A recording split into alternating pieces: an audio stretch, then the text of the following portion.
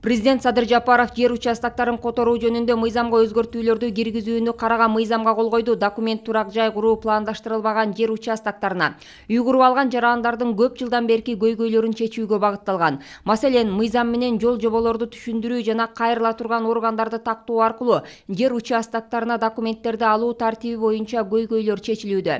Өлкөдө жарандардын жашоосуна кандайдыр бир деңгээлде таасирин тийгизген экономикалык кырдаалга, баалардын өсүүсүнө, пандемияга байланыштуу жарандардын жашоо турмушунда келип чыккан кыйынчылыктарды эске алуу менен бул мыйзам жарандарды айыл чарбадагы жоготууларга байланыштуу компенсацияларды төлөөдөн бошотот. Белгилей кетсек, ушул кезге чейин жер участоктарын трансформациялоодо турак жайларды куруп алган жер тилкелеринин ээлери айыл чарба жоготууларын жана алынбай калган пайданы төлөшү керек болчу. Ошондой эле мыйзам менен жаңы конуштардын инфратүзүмүн жакшыртуу боюнча демилгелер трансформацияланган жерлердин ээлерине өткөрүлүп берилет.